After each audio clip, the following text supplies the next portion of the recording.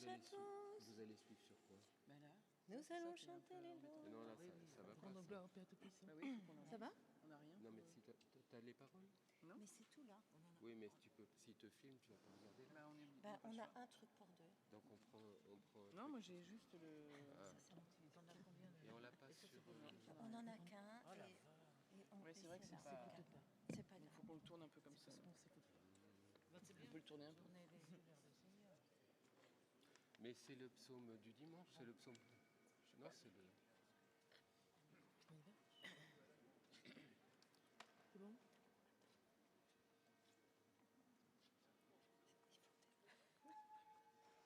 On attend le top.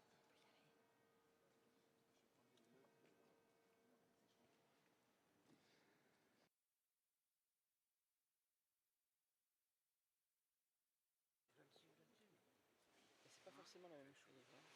C'est là, il a. D'accord. On attend 5 minutes. Et on n'a pas de. Oui, c'est ça. Vous êtes trop sympa. Ah, ça c'est trop bien. Est-ce que ça peut vous aider? C'est top. Je vais essayer d'en trouver un deuxième pour maintenant. Non, parce Mais qu'on non, a qu'un. on a qu'un truc.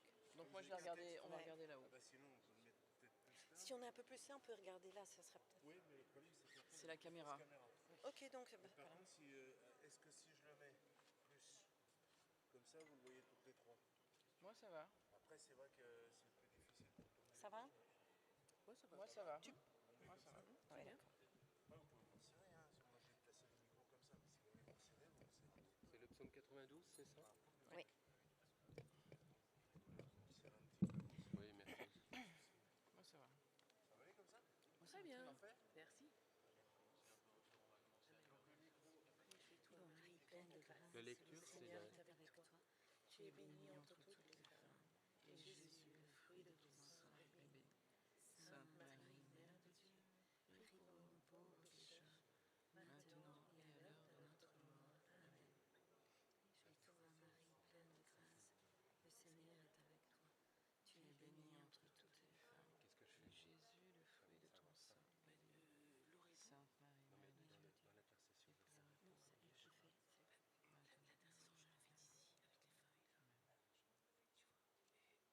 Et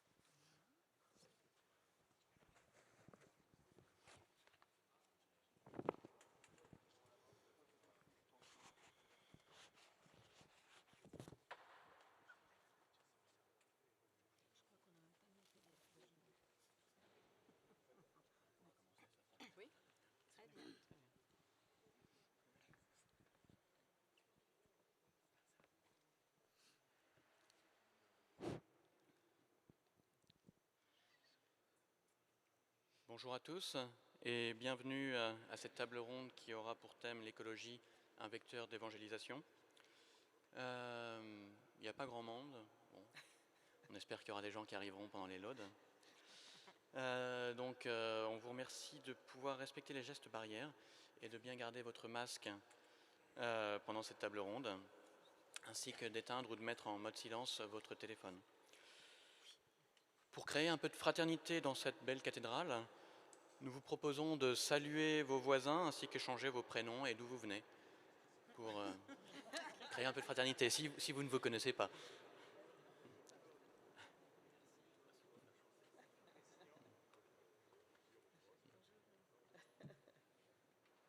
Bonjour. Yves. Les béatitudes, la communauté des béatitudes. Voilà, c'est ça. Oui, c'est à nous. Le micro Claude a déjà disparu.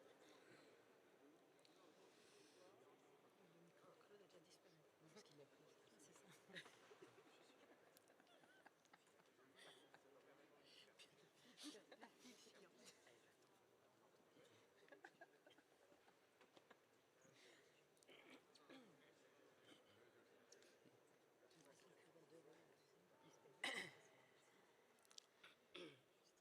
Et maintenant, nous vous invitons, avant de démarrer cette table ronde, à entrer dans un temps de prière avec les laudes, animé par les sœurs, donc ça va être très joli, et donc pour nous mettre sous le regard du Seigneur.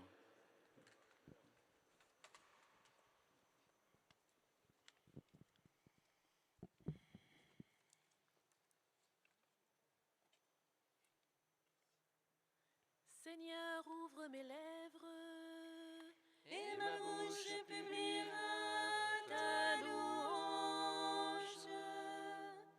Viens, esprit de sainteté, viens, esprit de lumière, viens, esprit de feu, viens nous embraser, viens, esprit du Père, sois la lumière, fais jaillir des cieux ta splendeur de gloire. Viens, esprit de sainteté, viens, esprit de lumière, viens, esprit de feu, viens nous embraser. Le Seigneur est roi, vêtu de majesté, alléluia. Le Seigneur est roi, vêtu de majesté, alléluia. Le Seigneur est roi, il s'est vêtu de magnificence. Le Seigneur a revêtu sa force. Et la terre tient bon, inébranlable dès l'origine. Ton trône tient bon depuis toujours, tu es. Les flots s'élèvent, Seigneur, les flots élèvent leur voix, les flots élèvent leur fracas. Plus que la voix des eaux profondes, les vagues superbes de la mer. Superbe est le Seigneur dans les hauteurs. Tes volontés sont vraiment immuables. La sainteté emplit ta maison, Seigneur, pour la suite des temps. Rendons gloire au Père Tout-Puissant, à son Fils Jésus-Christ le Seigneur, à l'Esprit qui habite en nos cœurs, pour les siècles des siècles. Amen. Parole de Dieu du livre d'Ézéchiel. Ainsi parle le Seigneur Dieu.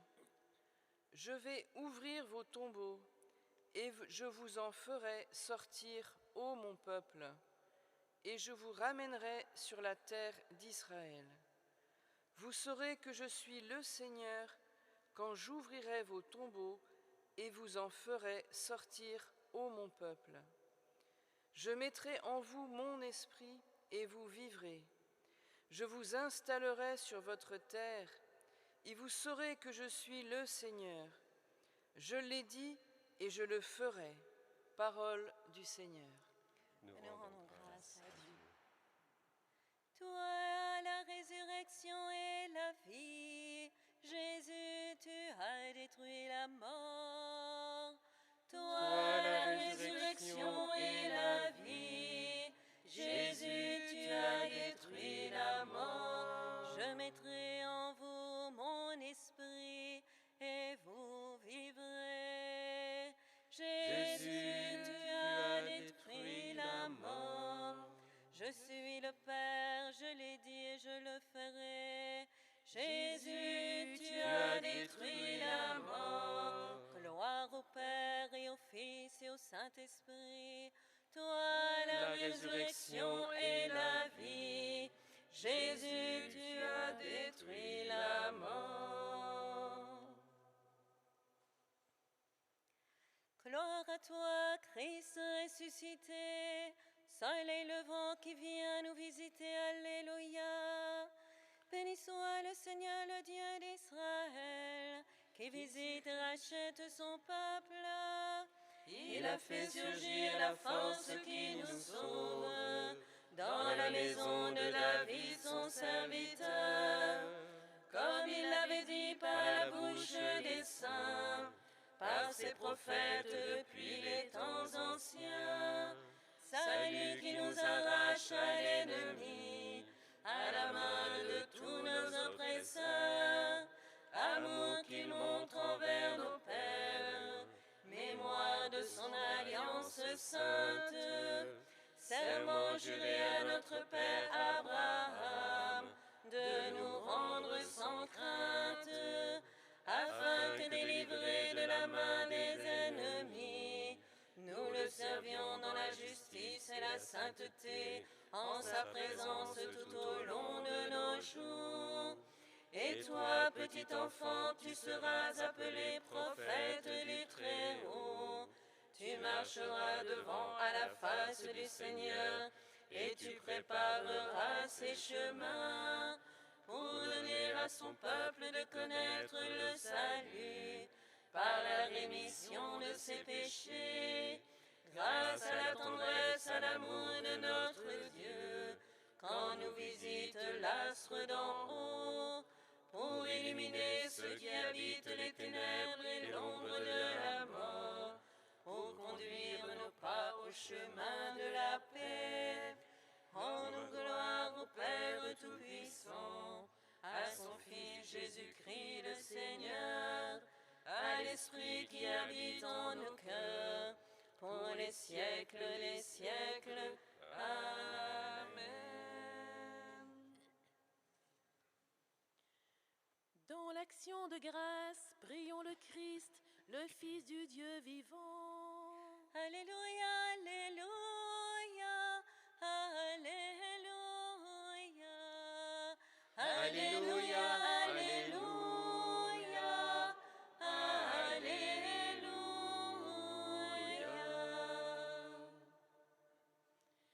Seigneur Jésus, lumière de lumière, éclaire-nous en ce jour qui commence. Alléluia, Alléluia, Alléluia. Toi qui viens à notre rencontre, sois de toutes nos rencontres aujourd'hui. Alléluia, Alléluia, Alléluia. Toi qui nous accueilles quand nous te recevons, rends-nous accueillants à tous ceux qui te cherchent. Alléluia, Alléluia, Alléluia. Toi qui t'es fait nourriture et breuvage, maintiens en nous l'énergie de l'Eucharistie. Alléluia, Alléluia, Alléluia.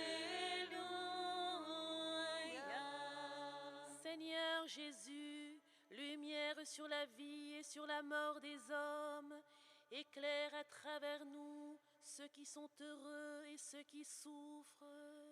Alléluia, Alléluia,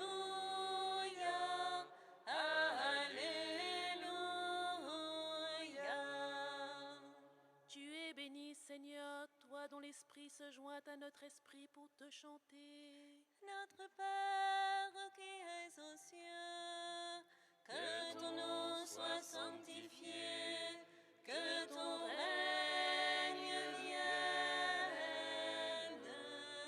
que ta volonté soit faite sur la terre comme au ciel.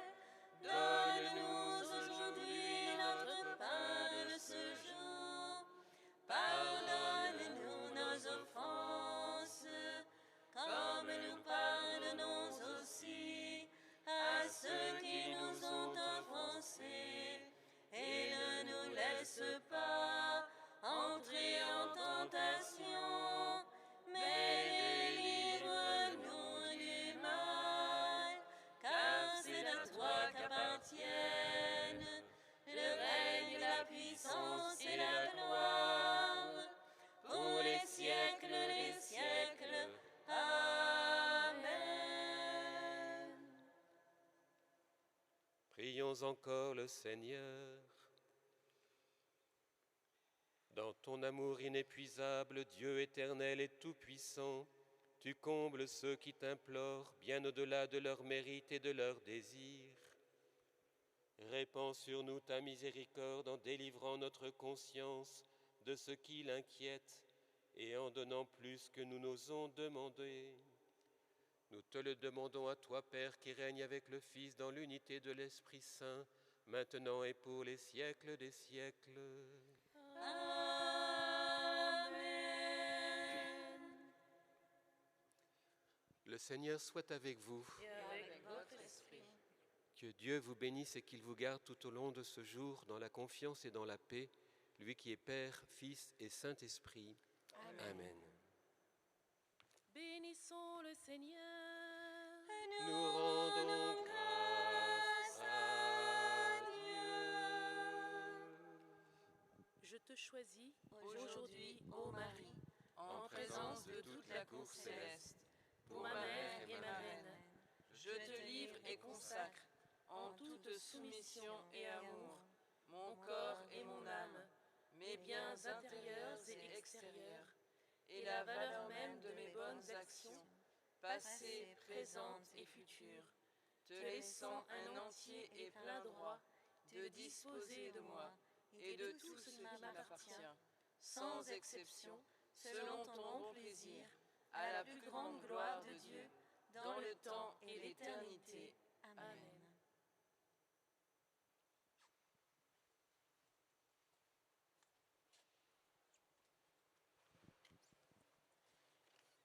Merci beaucoup aux sœurs pour ces très belles laudes. Donc maintenant, nous allons entrer dans le vif du sujet. Donc je vous rappelle le thème de cette table ronde, l'écologie, un vecteur d'évangélisation. Et nous sommes très heureux d'accueillir nos trois intervenants, Madame Marie-Hélène Lafage, Monsieur Valérie Morard, Monsieur Yves Froissart, ainsi que Madame Sophie Dravinel, qui animera cette table ronde. Donc c'est un temps d'écoute et de découverte. Pour d'éventuelles questions, nous vous donnerons une adresse email à la fin de l'intervention. Ainsi, les intervenants pourront prendre le temps de répondre à vos questions, si vous en avez, pour les adresser en email. Donc, pour des questions de droit à l'image, nous vous demandons de ne pas filmer ou de prendre de photos. Merci de votre compréhension. Et comme vous le voyez, on a un très bon soutien technique, spécialement dans cette cathédrale. Et vous pourrez voir les tables rondes depuis chez vous. Si ce n'est pas déjà fait, merci de mettre en silencieux vos téléphones portables. Voilà, maintenant que ça commence. Merci.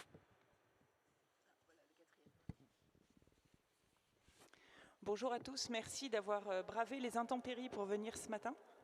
Moi j'ai cru que j'aurais du mal à arriver, je pensais que la conférence avait lieu à Saint-Paterne et donc ça m'a permis de découvrir Orléans au petit matin, très agréable. Jolie ville où j'ai passé toute mon adolescence et dont je garde d'excellents souvenirs, et maman qui garde les petits un peu plus loin là-bas. Merci donc à vous aussi d'être venus. Marie-Hélène depuis Lyon, quand même. Je crois que vous êtes un peu plus proches, tous les deux. Voilà, Beaugency et Orléans. Je vous présente rapidement, sachant que chacun d'entre eux aura l'occasion de dire un peu qui il est, ce qui est plus intéressant qu'une biographie officielle, au travers de leur expérience, où vous voyez qu'il y a une différence de génération entre 2 et 1, et cette différence pour moi est très fructueuse parce qu'elle est aussi un chemin de notre Église sur cette question de l'écologie et de savoir comment annoncer le Christ au travers de l'écologie. J'ai donc en face de moi Marie-Hélène qui a quelques livres à votre disposition à la sortie si vous le souhaitez. Laudato Si en acte aux éditions Première Partie. Et donc le titre dit ce qu'est le livre, mais tu auras l'occasion de nous en dire 2 mots. Tu es au conseil d'administration du mouvement des guides scouts de France, le scoutisme étant, le scoutisme étant un vecteur évidemment très important, on aura l'occasion d'en parler, de cette question du triptyque entre Dieu, la nature et l'homme. Nous avons aussi 2 ingénieurs agronomes en face de nous, chacun ayant, alors je ne vais pas être trop détaillé dans vos états de service, au service de l'État, au service des Français et de l'environnement. Mais je peux dire pour l'un que vous avez cheminé sur le chemin de Compostelle longtemps, que c'était aussi un moment de rencontre, de découverte, vous nous direz pourquoi, et que vous avez quand même travaillé aussi une 12aine d'années au service des statistiques pour le ministère de l'Environnement, et que vous êtes toujours au service de l'environnement,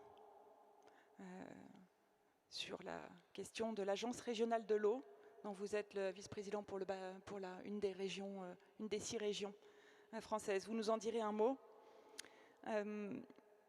Yves Froissart, vous avez été longtemps ingénieur agronome. Vous m'avez raconté une jeunesse commune dans une région que j'aime aussi passionnément, qui est la Lorraine.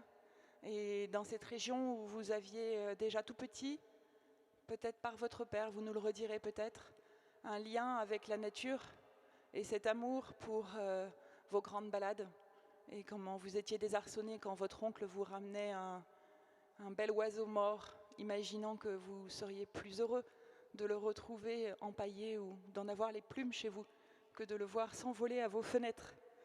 Voilà. Et vous avez aussi longtemps, vous êtes écologue aussi, et vous avez longtemps servi l'environnement de l'agriculture avant de vous en éloigner et d'être médiateur, ce qui est extrêmement important aujourd'hui. J'espère que vous aurez l'occasion, là aussi, de nous en dire quelque chose. Je pense que nous avons une bonne heure en face de nous. J'aurais voulu commencer, savoir, on va commencer par les femmes peut-être, savoir quel a été pour vous, quel a été pour toi ce moment. Est-ce qu'il y a eu une conversion ou est-ce que c'était une rencontre naturelle sur ce dossier de l'écologie et cette découverte ou non du triptyque entre Dieu, la nature et l'homme? Je te laisse la parole. Merci Sophie pour l'introduction et bonjour à toutes et tous en ce beau dimanche matin pluvieux. Pour répondre à ta question, c'est vrai que j'ai toujours eu une proximité assez forte avec la création dans une démarche de contemplation. C'est toujours quelque chose qui a été très fort chez moi, qui m'a été transmis par mes parents. J'ai eu cette chance aussi. Et puis, je pense que j'ai aussi vécu dans le scoutisme, où là a commencé à se tisser un lien entre ma foi et la nature. Voilà, on a la chance quand on est scout de vivre dans la nature. J'en profite pour saluer tous les scouts qui sont là d'ailleurs. Et on a aussi la chance de faire des messes en plein air, sous le ciel, sous les arbres. Et ça, c'est aussi quelque chose qui est extraordinaire. Donc il y avait quelque chose qui était en germe. mais c'est vrai que personnellement, c'est vraiment Laudato Si qui a été un déclencheur pour moi pour tisser ces liens entre ma foi, entre mon rapport à la nature. Aujourd'hui, j'assume complètement de dire que j'ai vécu une seconde conversion. Personnellement, j'ai vécu une conversion quand j'avais une vingtaine d'années. Voilà, c'est comme ça que vraiment je suis rentrée dans l'église. Et puis, avec Laudato Si, il y a quelque chose d'autre qui s'est passé, qui est venu chercher ce qui était en germe avant, pour me faire prendre conscience que finalement, il y avait peut-être quelque chose dans ma foi que j'avais pas vu, que j'avais pas compris, et qui était cette question de la relation avec la création. Voilà.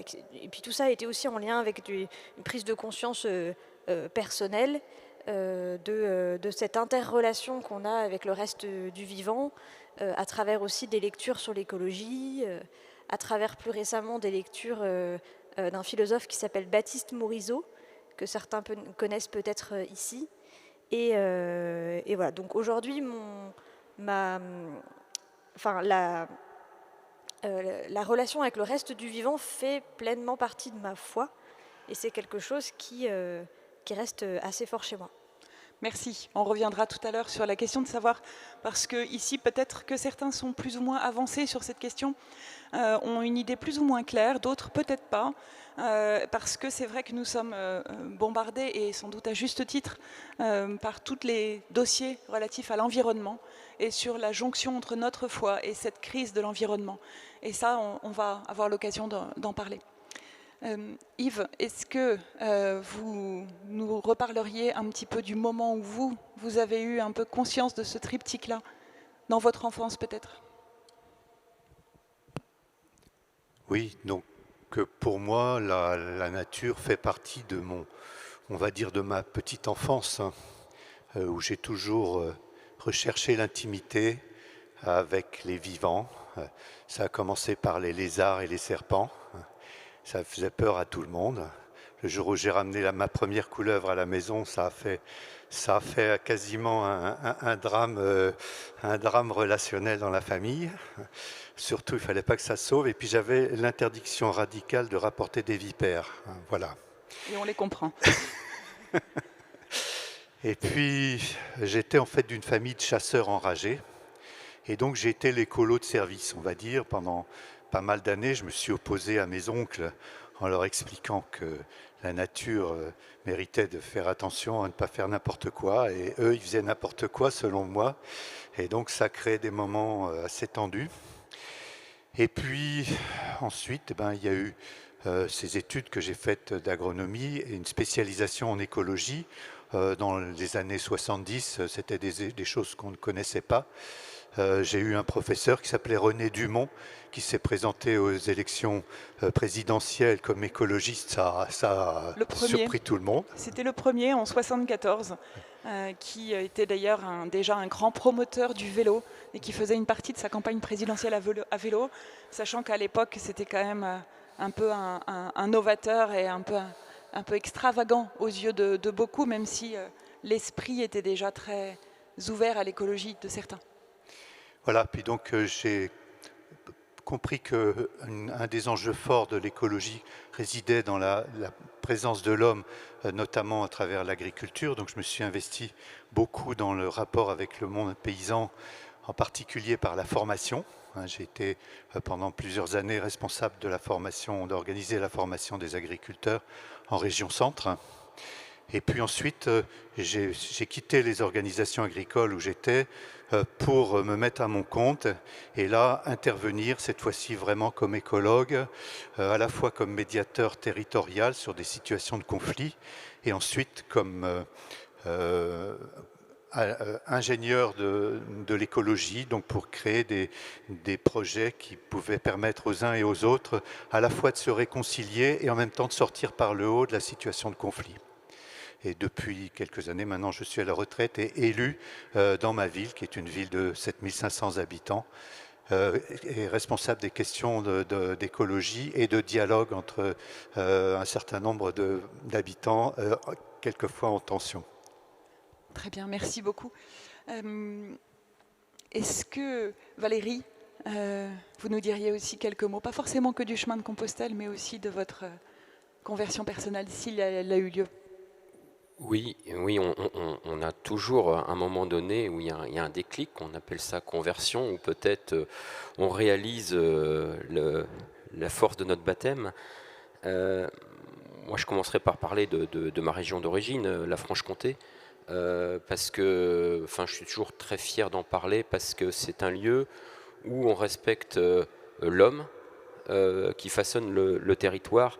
Pour ceux qui connaissent le système du comté, c'est fait autour de coopératives, des fruitières, et les producteurs, les éleveurs, sont détenteurs de la fruitière. Donc ils fixent le prix du lait avec ceux qui achètent les meules de comté, et il y a une rémunération supérieure. Voilà, donc ce côté équilibre, respect du travail des hommes, moi je l'ai vécu, c'est ce qui m'a un peu, sans doute, j'y allais tous les étés, plusieurs semaines par an, et c'est sans doute ça qui m'a donné la vocation d'ingénieur agronome. Mais il n'y avait pas de lien avec ma foi, c'était effectivement ce côté émerveillement devant une nature façonnée par l'homme qui prenait le temps. Et puis dans les années 2000, j'ai eu l'occasion de faire ce lien. Je me suis rapproché d'un groupe que Yves a contribué à créer, qui s'appelle Chrétien Écologie Loiret, et ça a permis effectivement d'ancrer aussi et de comprendre que il n'y avait pas deux chemins parallèles, c'était un même chemin, ma chemin de foi, et ce chemin que je poursuivais professionnellement. Et puis la cohérence s'est mise en place dans le cadre d'un chemin de Compostelle. Sophie dit, j'ai pris du temps parce que j'ai mis 10 ans à le faire, parce que quand on travaille, on n'a pas forcément toujours la possibilité de s'isoler pendant 2 ou 3 mois. Et en fait, finalement, quand on croise les pèlerins, ils nous disent non, il faut le faire d'un seul coup, parce que par petits bouts, on ne rentre pas sur le chemin. Oui, mais moi, j'ai parcouru le chemin pendant 10 ans de ma vie, parce que finalement, on ne le quitte jamais vraiment. Et ça m'a permis de faire une cohérence, et définitivement, pas simplement de lier ma foi et l'écologie, mais de lier toutes les parties de ma vie, donc y compris ma partie professionnelle, dans un milieu très, évidemment, laïcisé, qui est la fonction publique. Et voilà, j'ai vécu des moments où je sentais qu'il y avait quelque chose qui se passait, la conférence de Rio plus 20, où on sentait que derrière, il y avait quand même des objectifs. L'objectif, c'était de relier l'écologie et le développement. Et voilà, donc. Je vous arrête, non, si, Rio plus 20.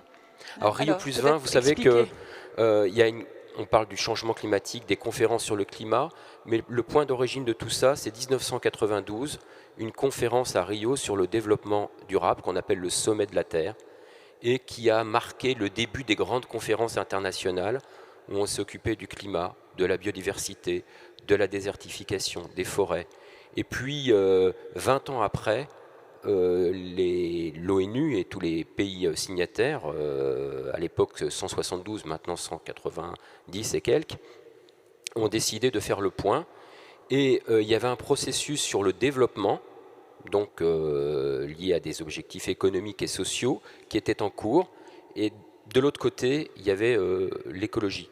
Et ils ont décidé de rejoindre ces deux objectifs et d'en faire les objectifs de développement durable, qui ont finalement pris corps à Rio, qui ont été signés plus tard. Et actuellement, on est donc sur une feuille de route qui s'appelle les objectifs de développement durable. Il y en a 17. Et évidemment, ce n'est pas simplement l'environnement, c'est l'accès à l'eau, c'est les questions d'équité, de pauvreté.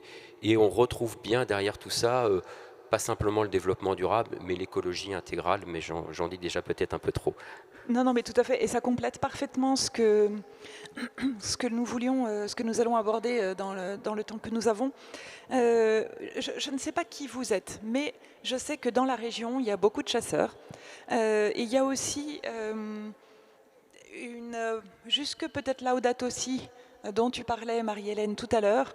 Il y avait peut-être deux mondes même dans l'Église, entre ceux qui étaient convaincus d'écologie et ceux qui regardaient ça, du rapport à l'environnement, appelons-le comme on veut, et ceux qui regardaient ça avec beaucoup plus de distance, un œil plus politique peut-être, avec des questions relatives à la façon d'aborder les problèmes d'un point de vue plus scientifique, le rapport au nucléaire par exemple, le rapport donc à la gestion du patrimoine naturel, je pense à la chasse évidemment, sachant que ce n'est pas incompatible avec un engagement écologique, il faut le dire aussi. On peut peut-être expliquer à un moment de quelle façon. Et qu'il y avait peut-être deux mondes qui communiquaient peu ou qui communiquaient pas, qui se regardaient parfois en chien de faïence, jusque dans les paroisses. Et Laudato Si, le pape, juste petite question, est-ce que vous avez tous un jour jeté un œil dans l'encyclique Laudato Si? Oui. Levez les bras, allez. Super, ok, au moins. Et donc, voilà, Laudato Si, le pape François, comme il le fait d'habitude, est venu mettre un pied dans la mare. Alors je sais que cette encyclique était en préparation depuis longtemps. Elle est arrivée là parce qu'elle s'est insérée justement dans un mouvement international dont vous parliez. Elle a été reçue. Moi, je suis journaliste donc au service politique du Figaro.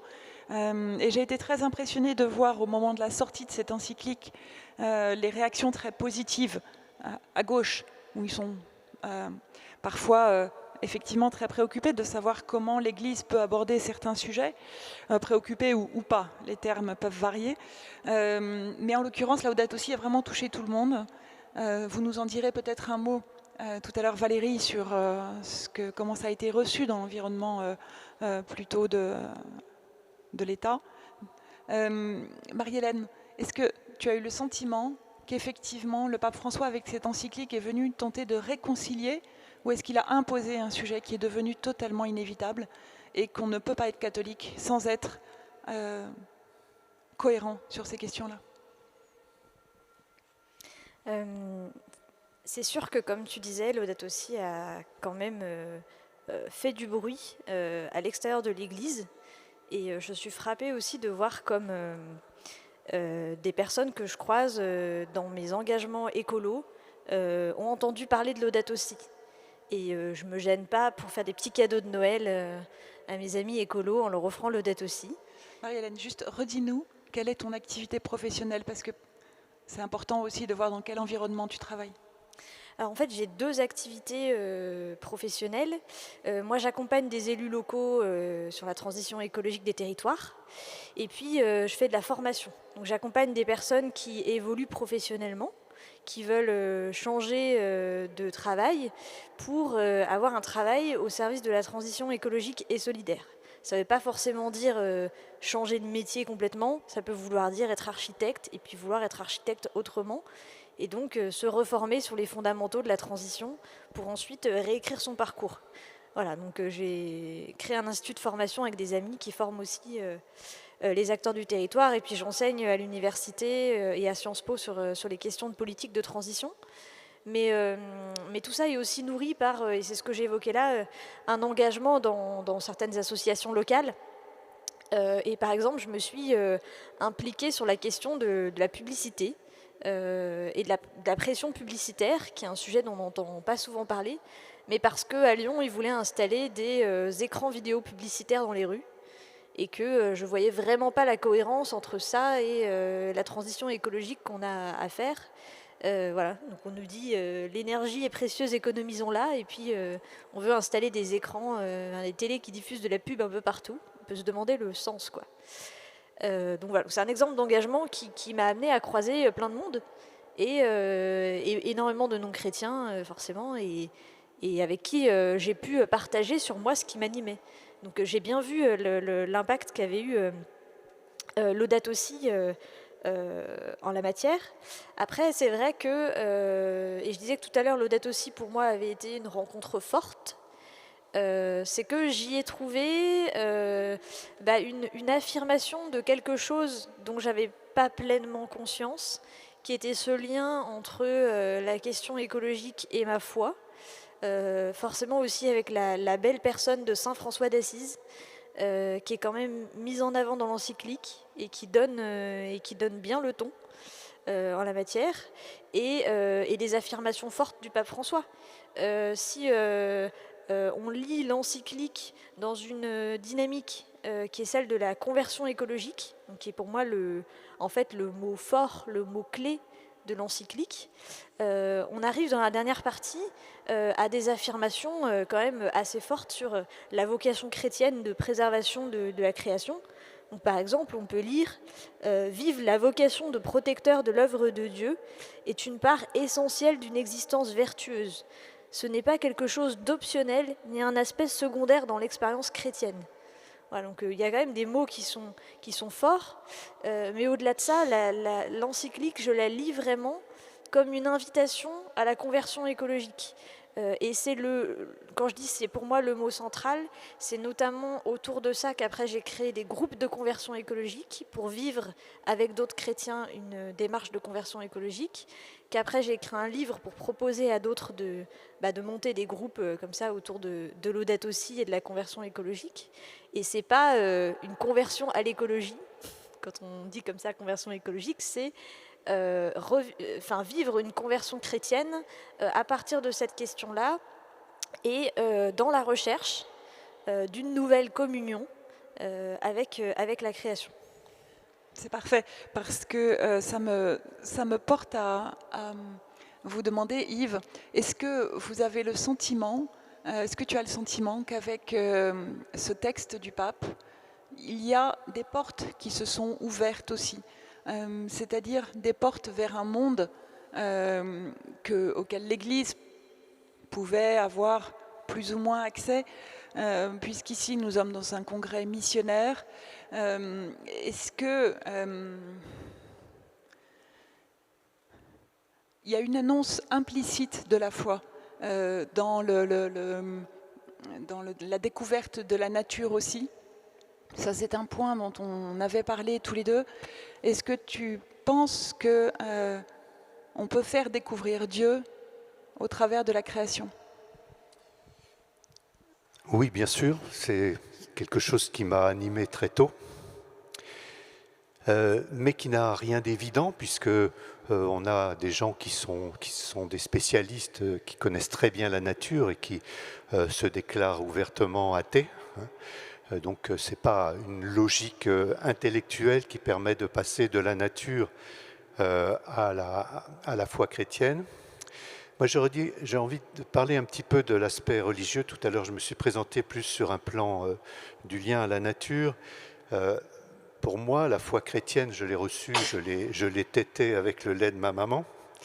Et puis dans mon cheminement personnel, il y a eu un événement assez fort qui a été pour moi la rencontre d'un charisme dans l'Église catholique qui s'appelle le mouvement des Focolari, le charisme de Chiara Lubick. C'est une Italienne, et ce charisme vise à comprendre que lorsque des personnes, quelles qu'elles soient, catholiques, romains ou pas du tout, ou même athées, dès que des personnes vivent une véritable relation d'amour mutuel, alors le Christ est présent, il est déjà présent.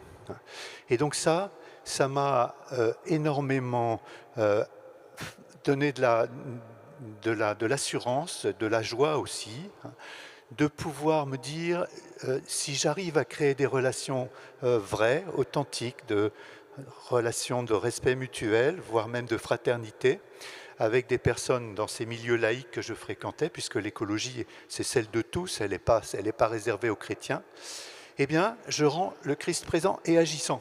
Et donc, ça veut dire que les personnes vont connaître le Christ, puisqu'ils vont le voir agir. Et donc, je vais donner un petit exemple. J'ai travaillé pendant 12 ans dans une région agricole, au début en forte tension au plan des conflits, parce qu'il y a eu une zone qui a été créée qui s'appelle Natura 2000. Alors Natura 2000 est une règle européenne qui donne un certain nombre de mesures pour préserver la nature dans certains secteurs qui ont une certaines valeurs écologiques à préserver. Donc dans le cas présent, c'est une zone agricole où des oiseaux présents méritaient d'être préservés, dont une espèce qu'on qualifie d'emblématique qui est l'outarde. Donc tous les habitants du Loiret connaissent l'outarde, puisqu'il y a une ville du Loiret qui s'appelle Outarville, et qui donc signifie qu'il y a bien des outardes. Il y a eu des outardes dans le Loiret, il n'y en a plus maintenant. Et donc cette préservation, eh bien, quand je suis arrivé dans cette zone de conflit, donc les conflits ont pu être résolus par du dialogue avec les différents habitants. Et pour ça, ce que je vous parlais tout à l'heure de Chiara Lubick m'a donné les outils qu'il fallait. Et puis, les gens ont fini par travailler ensemble. Et on est passé de 25 outardes, parce qu'on peut les compter, les outardes, on est passé de 25 outardes à 65 outardes en 12 ans. Et alors, il y a d'autres zones identiques, très proches de cette zone-là, où au contraire, les outardes ont disparu. Alors, les agriculteurs me disaient, mais comment ça se fait chez nous? Les outardes, elles se tiennent bien, alors que là-bas, ça se passe mal. Alors, je leur disais, écoutez, c'est simple, c'est parce que vous parlez entre vous, vous rencontrez les écolos, vous rencontrez les élus, vous rencontrez les fonctionnaires de la République, et tous ensemble, vous faites un lieu de dialogue, et le fruit, c'est l'oiseau. Voilà. Et pour moi, plus profondément, le fruit, c'est le Christ. Et je dirais qu'il y a eu effectivement des personnes qui, dans ce contexte-là, ont fait des démarches de foi que j'ai su après. Voilà, ils m'ont témoigné de ça. Voilà. C'est aussi la question de la médiation, du dialogue dont vous parliez tout à l'heure. Juste pour approfondir ce point de la médiation, est-ce que vous, dans votre rôle justement de médiateur, ce que vous êtes aujourd'hui, vous avez l'impression que cette place justement est idéale pour ça? Oui, alors, cette question du dialogue, elle est remarquablement mise en valeur dans Laudato Si. Et pour moi, c'est ce qui permet d'imaginer des futurs qui ne seront pas un copier-coller du passé. Trouver des nouveaux, entre guillemets, paradigmes, c'est-à-dire des nouvelles manières de penser. Et ça, c'est possible parce que on se confronte avec des opinions divergentes au départ, et ensemble, par le respect mutuel, par cette relation fraternelle, donc découverte du mot fraternité dans le trinôme liberté, égalité, fraternité. Fraternité est un mot relativement inconnu, et là, tout à coup, ça prend du sens. Et dans l'écologie, ce qui est vraiment remarquable, c'est que c'est concret. Je vous ai parlé tout à l'heure de compter des oiseaux. Ça peut être aussi de mesurer la température de l'eau d'une rivière. Ça peut être... Il y a des tas d'éléments concrets dans l'écologie. On n'est pas dans le subjectif. Et donc, ça prouve en quelque sorte... Les fruits objectifs mesurables viennent confirmer la relation humaine qui devient le lieu où ces nouveaux fruits peuvent apparaître. Ce qui est assez délicieux en vous entendant, c'est voilà, de cette bienveillance et de ce goût du dialogue et de la mission dans cette médiation, dans une société quand même extrêmement explosée, qui est la nôtre. On est dans une année présidentielle où toutes les questions vont se tendre, évidemment celles aussi reliées à l'écologie. Et donc ça fait du bien de vous entendre sur cette capacité d'accompagnement. Valérie, vous aussi, vous l'avez, cette question du dialogue, de la médiation, là où vous êtes, que ce soit aujourd'hui dans votre agence de l'eau. Vous avez souligné à quel point, même si en France la question n'est pas forcément si cruciale, même si de fait, quand on entend, alors peut-être certains auront entendu les problèmes des bassins et qui tendent les relations entre certaines populations, dont les agriculteurs et les écologistes de l'autre côté, créant de nouveau des fossés. Est-ce que vous avez l'impression que votre mission aussi, là où vous êtes, c'est une mission de médiation, d'accompagnement pour, alors peut-être que c'est un bien grand mot, mais participer à atténuer ces fractures françaises dont on parle tant. Et c'est une forme de mission. Alors, je ne suis pas sûr qu'on va dans ces lieux avec l'encyclique sous le bras. Ça ne marchera pas, mais c'est vrai qu'il y a une évolution. Avant, on parlait de conflits d'usage, lorsqu'il y avait une ressource qui tendait des acteurs d'un même territoire, et de plus en plus, ça devient des conflits d'usagers, où finalement, certains veulent avoir accès à la ressource en demandant aux autres de s'en échapper. C'est clair que tout à l'heure on a parlé du chemin de Compostelle. Pourquoi? Parce que le chemin, à un moment donné, mène à la spiritualité. Et lorsqu'on progresse sur ce chemin, le développement durable c'est un chemin, on s'aperçoit qu'il ne peut pas y avoir de solution qui soit purement technique. Et la solution, elle est forcément humaine, parce que le problème il est humain au départ. Si on est face à des pressions qu'on n'a pas su maîtriser, c'est nous qui devons apporter la solution. Donc forcément, ça passe pas par une invention technologique. Certes, on y arrivera peut-être comme ça, mais ça passe avant tout par le dialogue et puis par la prise de conscience. L'encyclique Laudato Si insiste beaucoup, déjà certainement sur l'émerveillement, être conscient qu'on a un monde à sauvegarder. Moi, je dis souvent, dans notre liturgie, à l'Eucharistie, pour la gloire de Dieu, le salut du monde, l'encyclique, c'est la sauvegarde de la maison commune. Donc, j'allais dire, de toutes nos messes, on est quand même dans... Il faut se réapproprier aussi les propres mots de nos prières. Ça peut nous aider aussi à rentrer dans cette dimension écologique. C'était la petite parenthèse. Et sur tous ces conflits, effectivement, le pape François insiste non seulement sur le dialogue, mais sur la connaissance. Et à un moment donné, nous avons le devoir, pas simplement en tant que serviteurs de l'État, mais j'allais dire tous les chrétiens ont le devoir de se documenter, de ne pas affirmer des choses, de ne pas relayer des choses qu'eux-mêmes ont entendues mais ne savent pas la réalité. Enfin, on voit bien que, ah oui, j'ai entendu, il paraît que le changement climatique, etc. Enfin, bon, maintenant, ça y est, je pense que le sujet est derrière nous, mais il y a d'autres sujets qui sont devant nous. Non, je ne suis pas du tout sûre que le sujet soit derrière nous.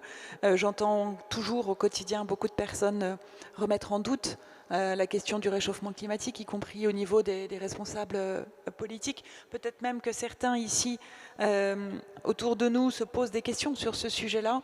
Je voulais juste insister sur ce point de se documenter, effectivement.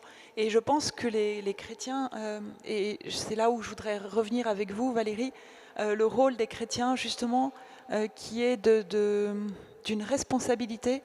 Est-ce que c'est compliqué de vous demander, est-ce que dans votre mission personnelle, enfin, dans votre engagement personnel, dans votre mission professionnelle, est-ce que vous annoncez le Christ? Comment vous le faites? De quelle façon? Est-ce que c'est implicite, explicite? Je reviens sur cette question que je vous posais tout à l'heure. Est-ce que c'est possible? Est-ce que les chrétiens ont un message particulier à donner, outre évidemment l'encyclique? Alors, je ne sais pas, dans la fonction publique, ils n'ont pas forcément de message à donner, mais ils ont une façon... quand on parle de conversion, c'est changer de regard. L'écologie, ce n'est pas simplement ajouter un vélo dans ses modes de déplacement, pour reprendre l'exemple de René Dumont, ou essayer de manger un peu moins de viande, etc. Enfin, c'est une façon globale de regarder le monde. C'est effectivement un retournement intérieur, et dans ce cadre-là, c'est une façon d'habiter le monde. Et cette façon d'être, on peut penser qu'elle nous donne finalement une mission qui s'exprime de manière implicite. J'ose imaginer que si cette conversion a été suffisamment puissante, on peut rayonner. Et je crois surtout, c'est encourager à prendre le temps, à dialoguer, à écouter. On a tous ces termes, à dialoguer avec la science, ne pas rejeter complètement. Enfin, on pourrait prendre l'exemple des OGM. J'ai vécu les crises OGM. En tant que serviteur de l'État, j'ai été convoqué comme témoin par les faucheurs, parce que moi j'étais chargé de veiller à la bonne expérimentation. parce que si à un moment donné on ne se donne pas les moyens de tester des choses pour regarder comment ça fonctionne, avec toutes les précautions, on ne peut pas dire c'est mauvais, c'est bien, etc. Donc il y a un devoir, j'allais dire, de poser un diagnostic, de le partager, de prendre le temps de dialoguer, donc une attitude. Nous sommes des êtres de relation, on l'a suffisamment vécu durant le confinement, et cette relation, elle implique une responsabilité. Yves va parler de fraternité. C'est vrai que trop souvent, on oublie cette dimension républicaine, mais qui est évidemment une valeur chrétienne. Absolument. Et évidemment, une façon d'habiter le monde qui est ce mot que je retiens. Est-ce que, Marie-Hélène, toi, tu as le sentiment aujourd'hui que ton engagement te permet d'avoir un rôle particulier à jouer dans cette société totalement fracturée dont je parlais tout à l'heure? Et de quelle façon est-ce que justement, puisqu'on parlait de médiation, je crois que c'est vraiment un fil commun à nous trois, comment est-ce que tu participes de ça? La médiation, effectivement, elle est évoquée dans l'encyclique. En fait, le pape François parle énormément du dialogue. Si on prend la partie consacrée aux lignes d'orientation et d'action, il y a quand même une énorme partie qui est sur la question du dialogue et que j'aime beaucoup. Et je pense qu'aujourd'hui, c'est quelque chose dont on a besoin collectivement sur l'écologie, de s'écouter, de discuter vraiment, que ce soit entre les générations, que ce soit entre les professions. Voilà, si on fait une écologie à coup de mesures arbitraires, sans tenir compte du regard, des contraintes, sans considérer en fait les uns et les autres, ça ne peut pas fonctionner. Il faut qu'on réinvente une autre manière d'être ensemble. Est-ce que tu as le sentiment d'avoir encore besoin de convertir ton environnement dans les milieux? Tu fais partie aussi de l'association des Altercato. Je suppose, si tu peux nous en dire un mot, qui y sont. Est-ce que tu penses que chez les jeunes, qui sont entre 20 et 30 ans, la question de l'écologie chez les jeunes chrétiens est une évidence ou pas complètement? Moi, ce qui me frappe, alors je suis intervenue beaucoup auprès des scouts sur l'Odette aussi, c'est que beaucoup sont très préoccupés par la question écologique. Certains, notamment chez les scouts, croient et ont une vie de foi, mais ne font pas le lien entre les deux. Donc ça m'a vraiment frappée. Et je trouve que voilà, l'Odette aussi est quand même une occasion formidable de à la fois se dire que pour des chrétiens, oui, ça a du sens de se mêler d'écologie, et à l'inverse, aussi de s'interroger sur notre foi. C'est-à-dire qu'il y a quelque chose de... On a beaucoup dit tout à l'heure comment l'écologie mène au Christ. En fait, en disant ça, je pense que ça ne va pas de soi, ça ne va de soi pour personne. Et notamment pourquoi? Parce que, quand je disais tout à l'heure, j'ai eu des déclics et un peu un retour sur ma vie de foi. On a tendance à avoir une vision de la foi qui est peut-être un peu christocentrée, au sens où on va concevoir le salut, alors déjà peut-être parfois de manière un peu individuelle et pas penser le salut de manière collective, mais en n'incluant pas la question de la création et de la relation à Dieu qui passe aussi par la création dans notre foi. On va beaucoup mettre en avant la figure du Christ. Et en fait, il y a notamment dans l'Odette aussi un certain nombre de passages éclairants, mais aussi chez le théologien François Heuvet, si certains d'entre vous connaissent, qui montre bien comment, en fait, ce à quoi nous sommes invités, le royaume de Dieu, cette fin dernière, c'est bien une communion de toutes les créatures. Tout à l'heure, il était évoqué une histoire d'un petit garçon avec des serpents. Voilà, si on relit la Bible et un certain nombre de passages, notamment il me semble que c'est dans Isaïe, le 11e livre, il y a cette fameuse image merveilleuse des fins dernières que certains connaissent un peu avec le canon de la paix. Vous savez, le loup s'étendra près de l'agneau et aussi le petit garçon qui joue avec le cobra. Et donc en fait, la vision des fins dernières et de la communion, c'est cette communion retrouvée et restaurée avec la création, avec les créatures et entre les hommes. Et en fait, c'est à ça qu'on est invité fondamentalement. Donc, suivre le Christ et suivre le Christ ressuscité, c'est marcher vers cette communion-là. Et les deux ne sont pas séparés, et c'est un peu ce que redit l'encyclique. Mais pour nous chrétiens, je pense qu'aujourd'hui, ça ne va pas de soi aussi, parce que dans la foi qui nous a été transmise, la création n'a pas forcément sa place. Et du coup, moi, ça m'a posé beaucoup de questions sur comment on rend la création présente dans la liturgie, beaucoup de choses, quoi. Et à Pâques, quand ça m'est arrivé une fois d'être à la messe de Pâques et que la lecture de la Genèse soit zappée, bah, moi, ça me rendait triste, quoi. Parce que pour moi, ça fait partie de ma foi, et ça fait partie de ma foi dans le Christ ressuscité. Oui, tout à fait. Et merci de nous rappeler ce texte qui est effectivement magnifique. On a des chants en tête, d'ailleurs, quand tu le cites. Est-ce que, Yves, il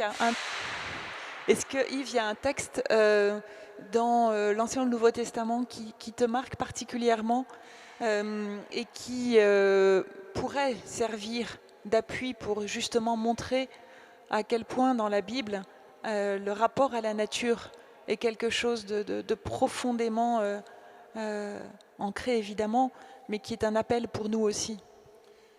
Moi, je dirais le texte qui me vient spontanément, c'est évidemment le texte de la création. Hier, on avait des ateliers sur différents, donc le livre de la Genèse.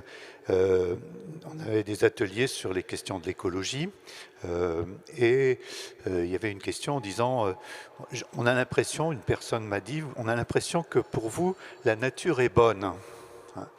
Alors, tout de suite, ça m'est venu à l'esprit, Dieu vit que cela a été bon.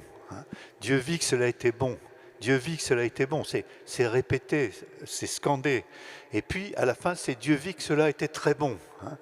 Et donc, ce regard bienveillant sur la création, alors, ce n'est pas un regard naïf. Oui, parce que la création, la nature peut être aussi profondément hostile. Voilà. Évidemment. Ce n'est pas un regard naïf, mais c'est un regard sur la bonté. Ça veut dire que quelque part, alors j'étais dans une table ronde au diocèse de Blois il y a 3 semaines, et la question était posée de savoir est-ce qu'il y a des espèces utiles et des espèces nuisibles.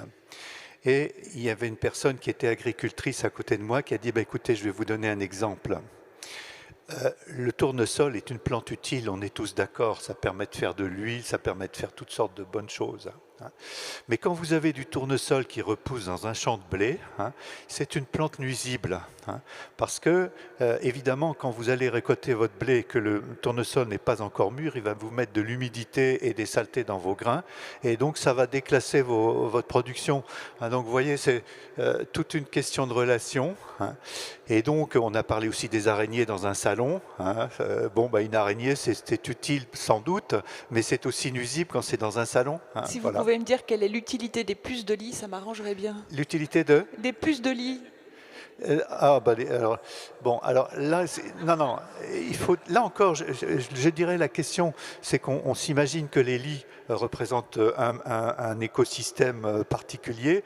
En réalité, ces punaises, elles sont présentes dans une quantité d'écosystèmes sauvages, et donc elles ont probablement un rôle. Et par exemple, les moustiques, tout un ensemble d'insectes piqueurs, ont un rôle très important au fil de l'évolution. Je veux bien vous croire. Voilà. Mais oui, mais si, ça fait partie. Donc après, il faut pouvoir faire quelque part séparer. Et c'est ce que l'homme fait quand il crée des zones agricoles. Il sépare des zones où il va produire, et puis il y a ailleurs des zones où on va préserver des écosystèmes beaucoup mieux préservés. Et les deux sont complémentaires.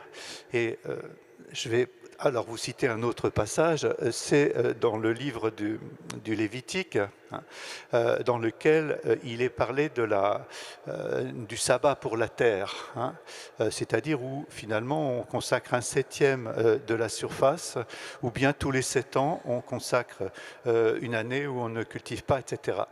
Et donc quand j'ai travaillé, je reprends l'exemple de tout à l'heure, avec des agriculteurs et tout un ensemble de gens sur la préservation des oiseaux de plaine, ça passe par, on retire de la culture des hectares où l'on laisse pousser un certain nombre de plantes, dont de la luzerne, mais pas uniquement.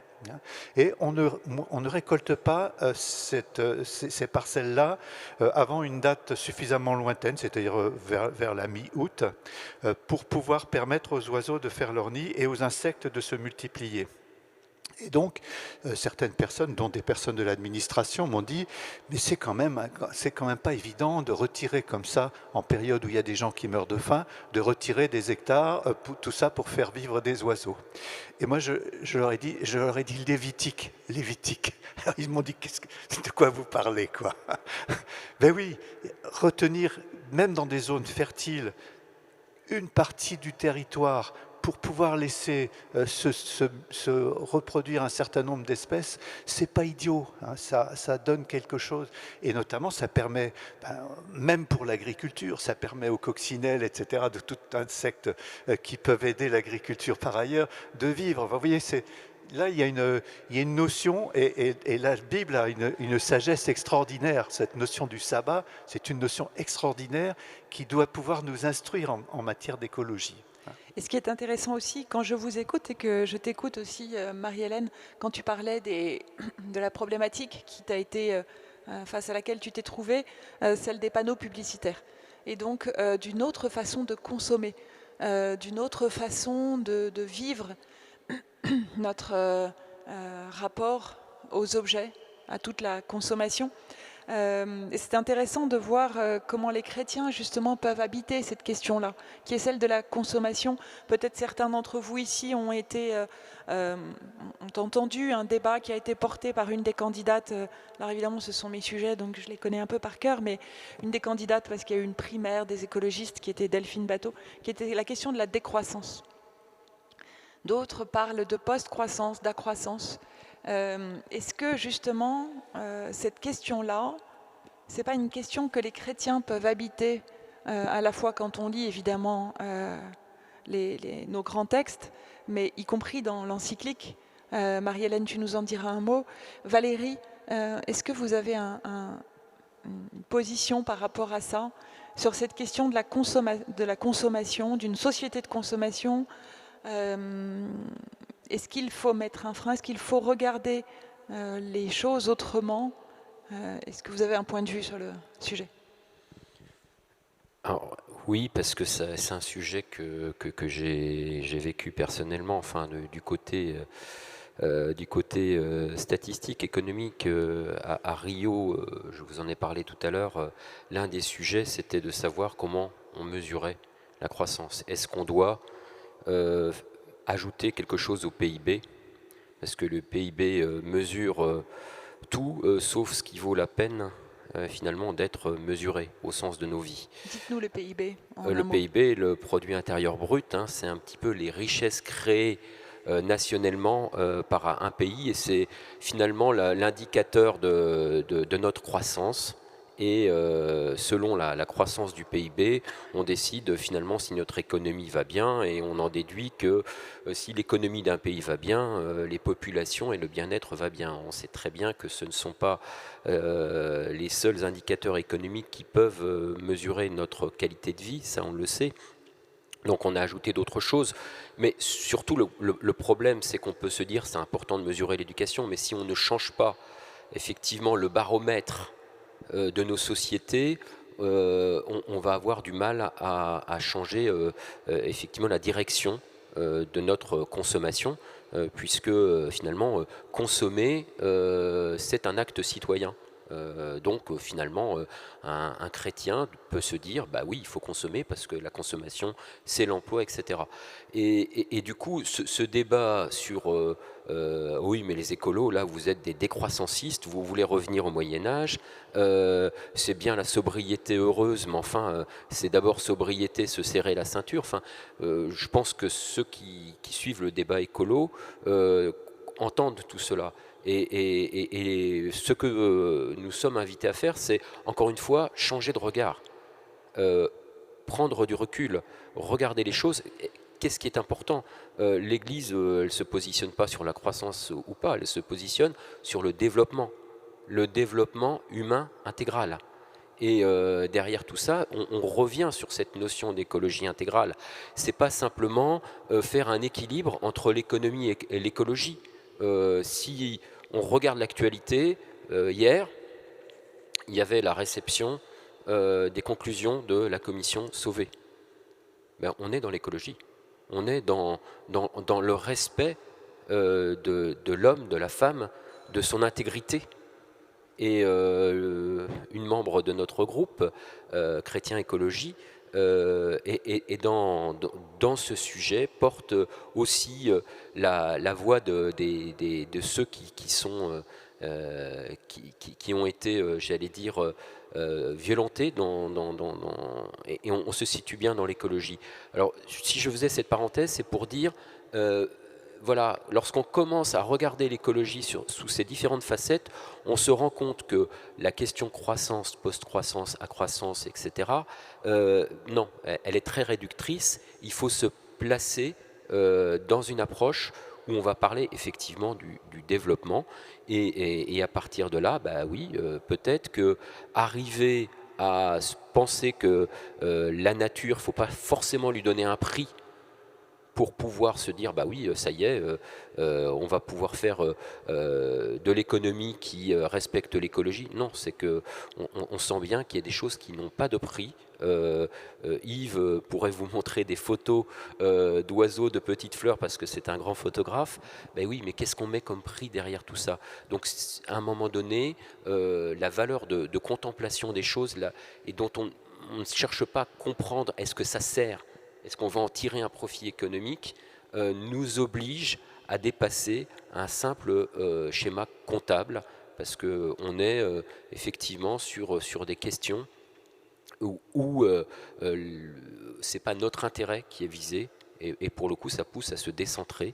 Pour reprendre ce que tu disais, effectivement, il faut avoir une autre position dans le monde. Si on se place au-dessus de la création, forcément, on aura de mauvais réflexes de mesure. Alors justement, changer de regard, ça m'intéresse beaucoup ce que vous dites. Changer de regard ou se mettre dans une autre perspective. Vous avez tous entendu parler peut-être très concrètement, parce que ce sont des sujets, comme vous le disiez très bien Yves, très concrets, de la hausse du prix de l'énergie. Évidemment qui n'est pas terminée, même s'il y a des restrictions que le gouvernement assure mettre sur la hausse des prix. On verra comment tout ça évolue. Mais on peut effectivement changer de regard et se poser la question de savoir, est-ce qu'il faut, et ça c'est une question pour toi Marie-Hélène, dans les conseils que tu peux donner aux collectivités ou bien aux acteurs de l'environnement, sur la question de changer son regard sur l'énergie, c'est est-ce qu'on va consommer plus d'énergie ou est-ce qu'on va chercher à éviter les gaspillages? Je parle des passoires thermiques, par exemple. Les passoires thermiques, ce sont toutes les questions de tous ces logements.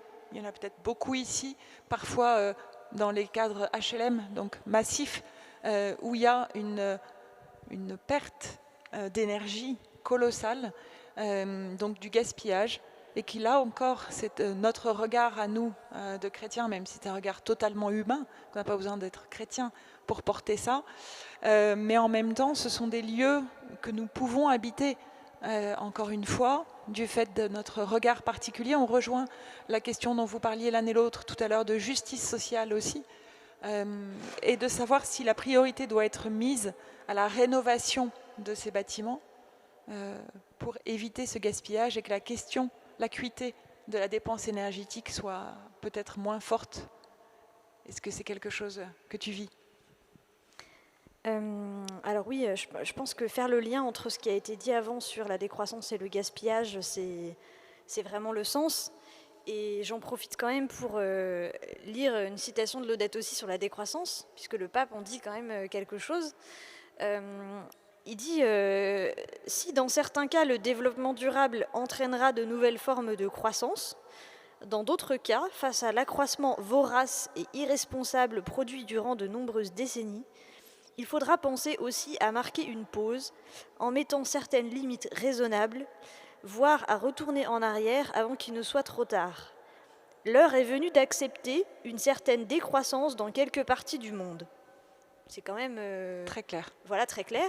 Et je pense qu'effectivement, c'est cette question de la surexploitation des richesses qui est derrière le terme de décroissance. Moi, j'aime bien faire le lien aussi avec il renvoie les riches les mains vides. Il y a quand même des paroles fortes dans la Bible sur la relation qu'on doit avoir avec les richesses. En fait, le problème alors à la fois, oui, il faut aborder les choses sous cet angle-là et parler de gaspillage et parler du coup de sobriété, parce que c'est ça l'enjeu. Et il ne suffit pas de dire on va avoir recours à quelque chose qui nous permet de consommer moins, donc c'est bien, et puis on peut continuer de la même manière. Il s'agit de réinterroger le sens de ce qu'on consomme, en fait. Et derrière, c'est pour ça que le mot de décroissance est vite piégé, et c'est ce que le pape François dit à la fin de l'encyclique, s'il y a bien quelque chose qui doit décroître, c'est notre voracité et la manière qu'on a de s'accaparer les richesses. Mais à la fin de l'encyclique, il dit, voilà, dans la vision du chrétien, c'est l'idée que moins est plus. Et donc finalement, c'est cette croissance de l'être, et pas cette croissance de l'avoir qu'on doit rechercher. Il y a un autre petit problème, et pour finir cette question du gaspillage, c'est que aborder les choses d'une manière exclusivement comptable, et c'est un peu ce qui a été dit avant, est aussi piégé. Parce que l'enjeu, c'est de nouer une nouvelle relation avec la création. Ce que disait très bien Valérie voilà, tout à l'heure. Et avec les ressources. Moi, j'ai le cas d'élus, on parlait de gaspillage énergétique, qui changent par exemple les ampoules, vous savez, pour les décorations de Noël, donc qui mettent des ampoules qui consomment moins. Et donc j'étais dans une réunion où il y a un élu qui dit mais c'est formidable parce que grâce aux nouvelles ampoules qu'on a installées, ça consomme moins. Donc on va pouvoir en mettre plus. Les habitants seront encore plus contents. Sous-entendu, je pourrais être réélu. Oui, mais en fait, les nouvelles ampoules que tu as installées, elles ont été fabriquées quand même à l'autre bout du monde, et elles ont quand même utilisé des ressources et des terres rares qui, elles, ont bien dégradé la biodiversité. Donc l'enjeu, c'est pas combien d'électricité tu vas consommer. L'enjeu, c'est à travers ce que tu es en train de faire et ce que tu utilises, quel lien tu as avec la création. Donc c'est cette croissance dans la relation à laquelle on est invité fondamentalement.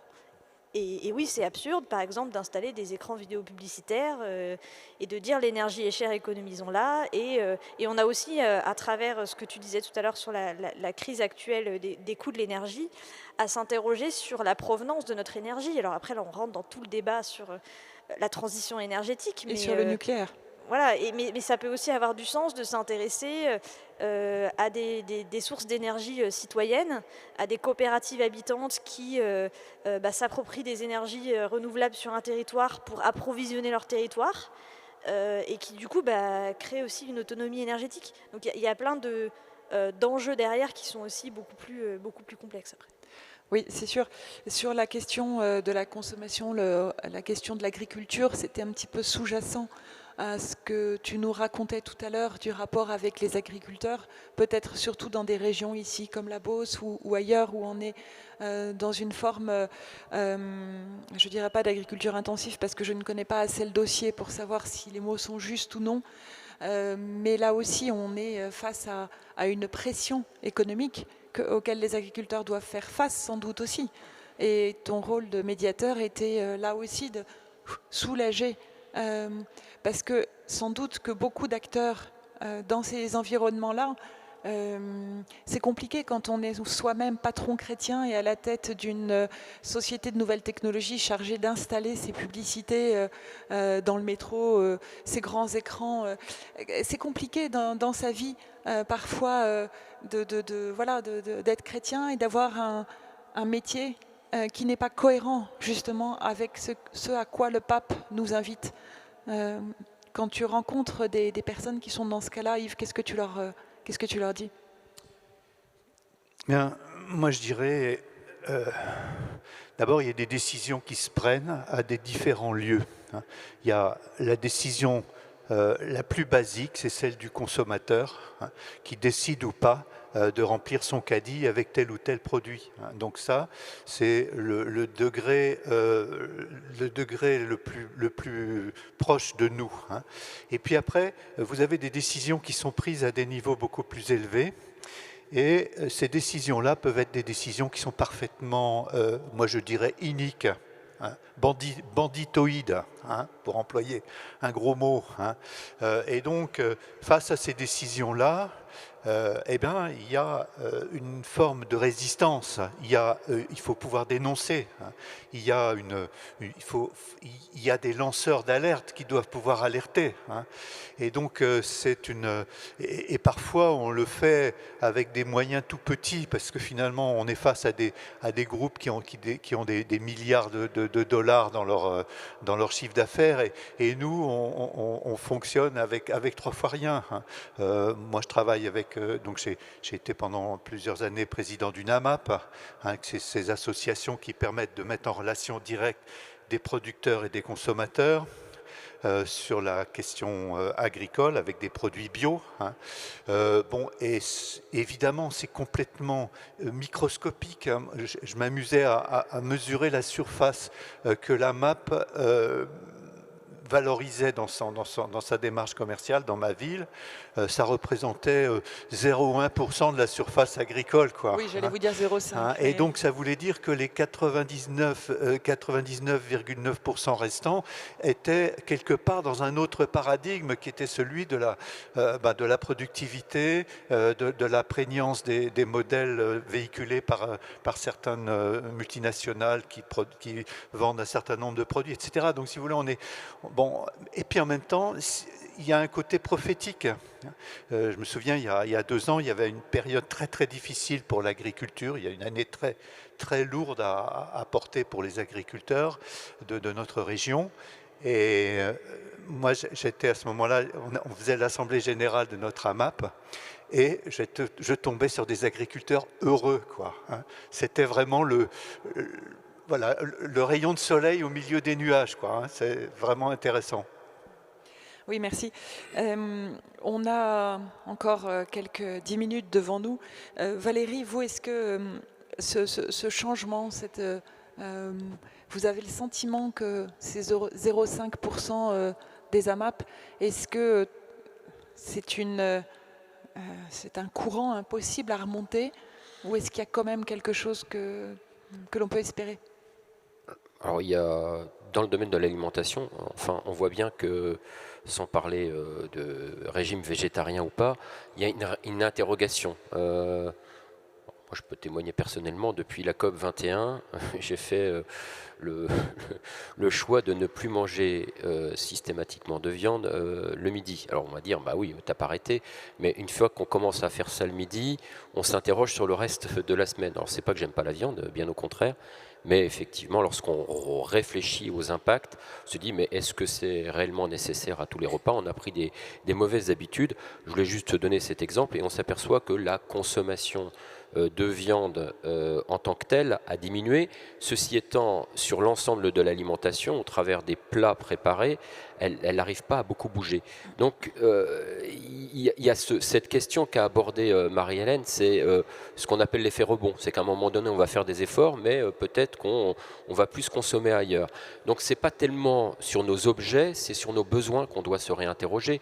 Juste vous donner un chiffre qui vient de sortir, sur les nouvelles immatriculations, donc les véhicules qui arrivent sur le marché, il y a 40% des véhicules maintenant nouvellement immatriculés, qui sont des véhicules hybrides ou électriques.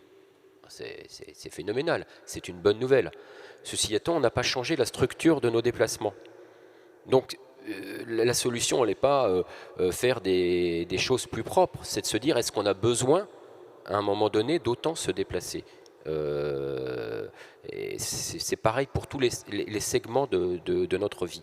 Donc le sujet, les AMAP, le bio, etc., sont des lanceurs d'alerte, entre guillemets, des pionniers qui doivent entraîner le reste. Peut-être que demain, tout le monde sera en bio, etc., mais il ne faut pas attendre que tout le monde soit en bio pour bien manger. Et bien manger, ça veut dire pour sa santé, son propre corps, pour le respect de l'environnement, et donc on retombe à un moment donné et aussi pour le respect aussi du métier, l'équilibre économique.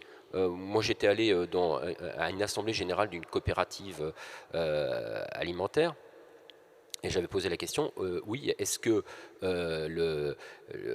j'allais dire l'équilibre, la juste rémunération du producteur, l'équitable, fait partie des objets de cette coopérative? Non, c'était pas. Donc il manquait peut-être quelque chose. Donc voilà. Donc cette approche globale, elle doit pas se faire au détriment d'une des relations qu'on a évoquées. Et c'est très exigeant, c'est clair. Il faut progresser par petits pas. Chacun a quand même des solutions à sa portée. Et puis il arrive parfois, il faut quand même penser qu'on bloque un peu. Il ne faut pas penser que la solution, elle est à portée de main de chacun. Donc la solution, elle est aussi dans le collectif. Et puis le collectif qui peut faire pression sur ceux qui décident. Donc Marie-Hélène, je crois qu'elle est bien placée pour comprendre et agir sur les leviers de transition écologique auprès des territoires. C'est certainement à des échelles de territoire qu'on aura la solution. Quand je dis territoire, c'est une commune, une région, mais il ne faut pas croire que ça viendra finalement d'en haut des grandes décisions. Il faut, à l'échelle de nos territoires, trouver des solutions. Merci beaucoup, merci à tous les trois. Je retiens beaucoup de choses de cette conférence qui, par ma faute, est partie un peu dans toutes les directions. C'est qu'il y a tellement de sujets à habiter dans ce domaine-là. Je pense qu'il y aurait encore 2 ou 3 conférences à mener précisément sur chacun des angles qui a été abordé aujourd'hui, et savoir comment vivre en chrétien dans ces enjeux-là. Puisque c'est vraiment ce que moi je retiens, c'est voilà, comment vivre en chrétien dans cette société dans laquelle nous sommes, par vos métiers respectifs, vos engagements respectifs, là où vous êtes en prise directe avec les acteurs, les élus, les professionnels. Et puis pour chacun de nous, et moi la première, notre rapport à la consommation avec des enfants, notre vie quotidienne. Est-ce qu'on achète des jouets systématiquement? Alors nous, voilà, notre effort, c'est qu'on n'a quasiment jamais acheté de jouets neufs pour nos enfants.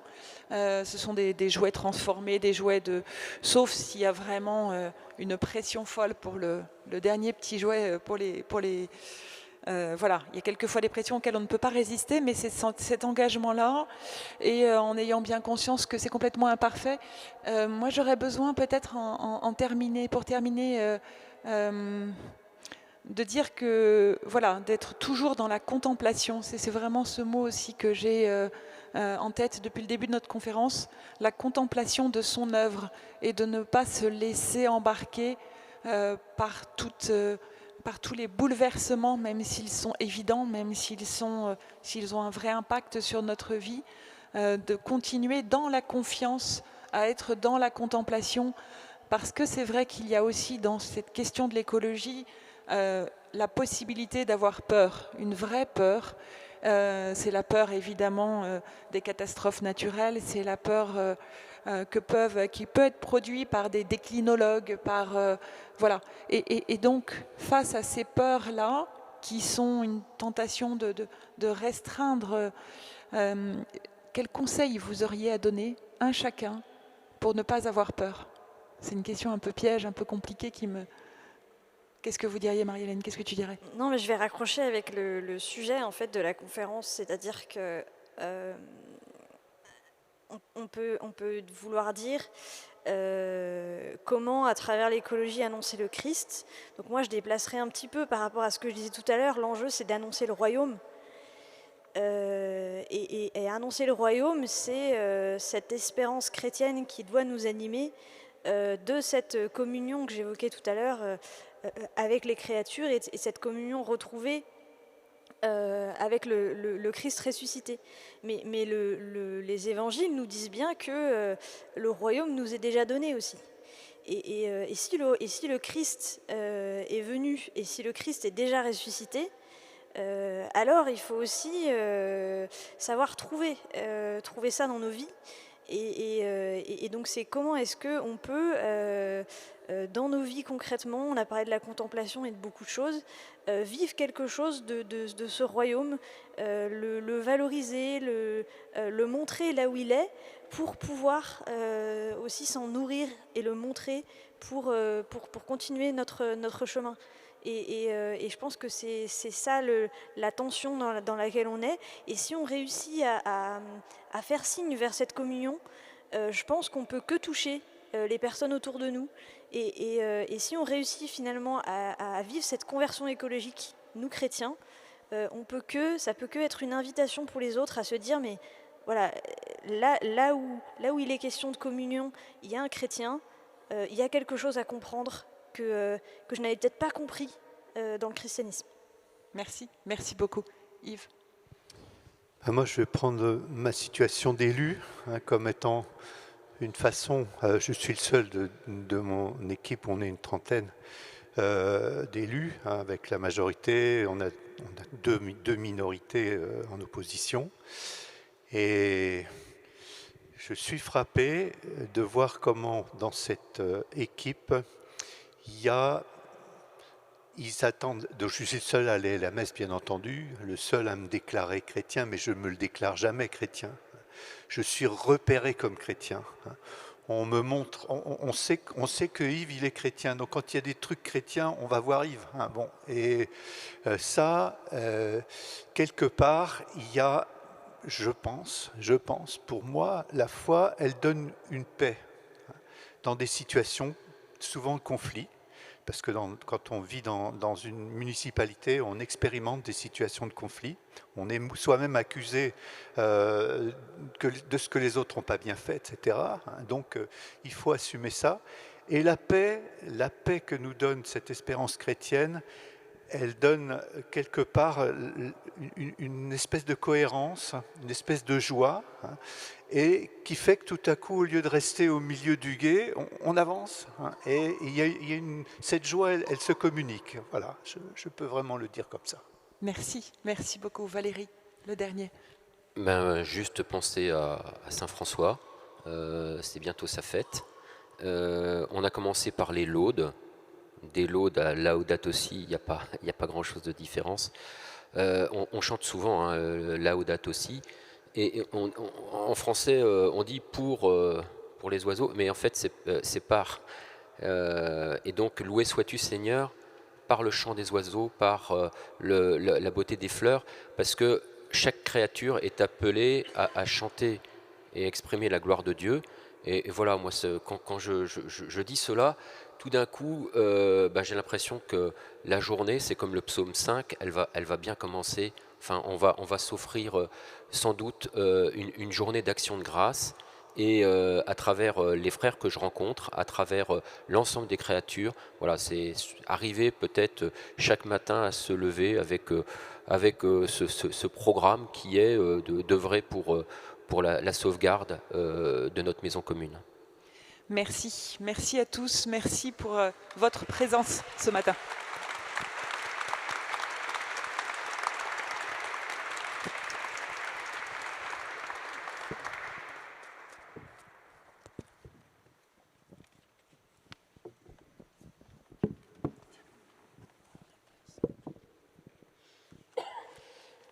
Donc merci beaucoup à nos intervenants et à notre animatrice. Donc c'était vraiment un échange très riche. Donc merci beaucoup. Pour la suite, Nous vous invitons désormais à vous déplacer à Sainte-Croix-Sainte-Verte pour la suite du programme, donc les ateliers qui se dérouleront entre 10h et midi, donc qui sont déjà commencés. Et puis cet après-midi, il y aura la table ronde « Je me lamente de voir ma... » Non, ce matin.